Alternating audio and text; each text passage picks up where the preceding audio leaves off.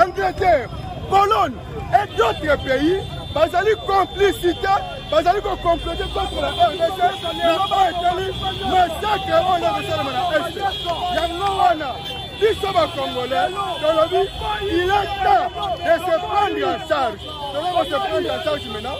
On a quoi la communauté internationale, on est marre avec l'agression rwandaise.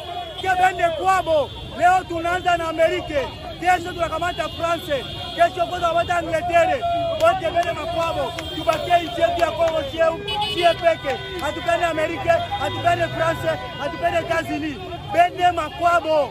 Ozo revendiquer makambo Amerika za na sima ya Rwanda, biso banda ko kanisa ke eza Rwanda ndio kunisa RDC, mais na sima rango to manje ba Amerika ndio bazo kunisa biso, ndio wana biso to boy.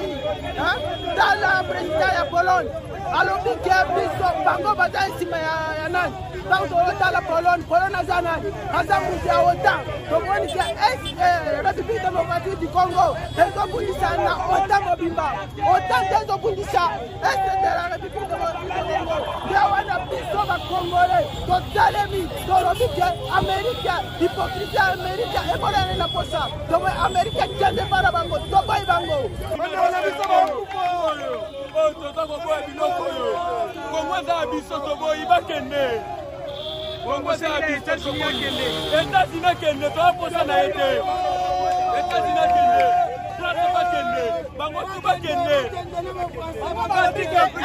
C'est un groupe terroriste. Mais la charte des Nations Unies, on ne peut pas dialoguer avec un groupe terroriste. Maintenant, les États-Unis ont dit qu'ils ne peuvent pas RDC, donc on négocier, on dialoguer avec un groupe terroriste. C'est du jamais vu. Pourquoi les États-Unis n'avaient pas dialogué avec le monsieur là?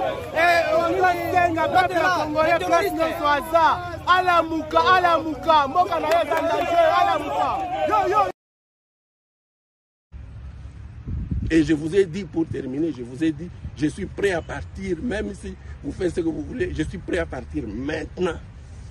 Si on me dit de partir, je partirai. Comme un bon militaire.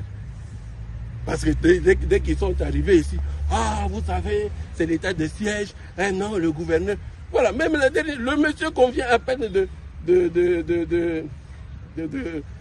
lire là et tout. Bon, évidemment, avec des contentieux. Non, voilà, moi, mon Dieu, moi, je vais collaborer avec, je ne sais pas, Codeco et Zaïre, je fais les mines avec Codeco et Zaïre. Est-ce que vous vous rendez compte? Malheureusement, même certains abbés disent ça aussi. Même les religieux aussi disent ça. Ils vont à l'église là-bas, ils disent que le gouverneur fait les... Quand ils viennent ici me demander l'argent, je dis que je n'ai pas l'argent. Ils quittent, allez, voilà. Maintenant, je vais aller même plus loin, comme ça, pour qu'ils entendent maintenant. Ils viennent ici, ils me demandent de l'argent. Ah non, mon général, je n'ai pas d'argent. Ah, on peut faire l'or. Je dis, je ne fais pas l'or. Ils se connaissent maintenant, là. Maintenant que je suis en train de parler, je suis sûr. Ah, qu'on se mette ensemble. Non, je refuse. Même si vous êtes abbé, même si je ne le fais pas, allez vous informer, je ne le fais pas. Il quitte ici, il va dans son église, il commence à me traiter de... On me demande de l'argent parce qu'on est chef religieux. Ah, donnez-moi 300 000 $, donnez-moi ceci. Je dis non, je n'en ai pas. Il rentre là-bas, il commence à me traiter de tous les noms. Je ne suis ni un bandit, ni un voleur. Et ce n'est pas parce que vous êtes un chef religieux, ce n'est pas parce que vous êtes un abbé, ce n'est pas parce que vous êtes qui là que vous allez m'intimider. Je ne le ferai pas. Et si vous voulez me faire partir, vous pensez que vous avez ce pouvoir-là, faites-moi partir. Mais je ne serai pas jamais. Nous avions parlé avec la délégation, la question humanitaire d'abord, parce que c'est ce qui est de l'essentiel de leur message. Après l'effondrement du front de Saké, nous avions connu un afflux de déplacés qui sont venus de Saké, de Kiroche, de Chacha, et ils sont environ à 115 000 ménages. Donc ça crée de sérieux problèmes parce qu'ils vivent dans des conditions extrêmement difficiles. Leur cri est arrivé à l'oreille du national et c'est comme ça que la délégation est arrivée pour une intervention d'urgence. La question des frais scolaires, en réalité, les autorités ont promis qu'il y a moyen que le gouvernement national puisse prendre en charge les élèves. Mais nous, on avait déjà fixé ces fonds à 100 000 francs par élève. En fait, sans y mettre les déplacés parce que nous devons les prendre aussi en charge sans qu'ils ne payent. Ce que nous attendons de la délégation, c'est la prise en charge. C'est vrai, au niveau provincial, on a essayé d'intervenir pour les abris parce qu'on a donné 27 millions. Il y a Fonarev aussi qui a amené les bâches, les couvertures et les bidons vides. Maintenant, on a besoin de vivres, on a besoin de produits sanitaires parce que c'est les besoins les plus criants, parce qu'il y a des cas de maladies avec la promiscuité des gens pour le moment. On a vraiment ces besoins de vivres et les produits sanitaires. Le général-major Alenga Nitetesia Nzambe, Dieu est gentil, est désormais le nouveau commandant 34e région militaire et commandant opération dans la province du Nord Kivu. Ce dernier a pris ses fonctions ce lundi 4 mars 2024 en remplacement du général-major Chora Mabondani. Ces deux officiers généraux ont fait la remise reprise en présence de leurs collaborateurs. Le nouveau commandant Task Force, après sa prise de fonction, a réuni les commandants des grandes unités en leur donnant des directives de travail pour la réussite de sa mission lui confiée par le chef de l'État, Félix-Antoine Tshisekedi Tshilombo, à qui il a adressé ce remerciement. Je profite d'abord de l'occasion pour remercier le commandant suprême, chef de l'État, son Excellence Félix-Antoine Tshisekedi Tshilombo, notre président de la République, pour la confiance qu'il a placée en ma modeste personne en ces moments vraiment très particuliers qui traverse notre pays, particulièrement dans la province du Nord Kivu où nous sommes actuellement. Le général-major Alenga Nitetesia Nzambe appelle au soutien de la population pour faire face à la coalition M23 RDF. En son nom, je tiens à dire à la population, je demande à la population civile qui place aussi son espoir sur nous et surtout nous accompagner dans cette lourde mission qui est la nôtre. Parce que sans la population, sans le soutien de la population, nous ne pouvons absolument rien. Lorsque je regarde comment se battent nos jeunes de VDP, je me dis c'est l'engagement qui devrait animer tout citoyen congolais en ce moment très particulier de notre pays. Soulignons que le général-major Alenga Nitetesia Nzambe occupait la même fonction dans la province du Congo central à la 12e région militaire. Le général-major Alenga Nitetesia Nzambe, Dieu est gentil, est désormais le nouveau commandant 34e région militaire et commandant opération dans la province du Nord Kivu. Ce dernier a pris ses fonctions ce lundi 4 mars 2024 en remplacement du général-major Chora Mabondani. Ces deux officiers généraux ont fait la remise reprise en présence de leurs collaborateurs. Le nouveau commandant Task Force, après sa prise de fonction, a réuni les commandants des grandes unités en leur donnant des directives de travail pour la réussite de sa mission lui confiée par le chef de l'État, Félix-Antoine Tshisekedi Tshilombo, à qui il a adressé ce remerciement.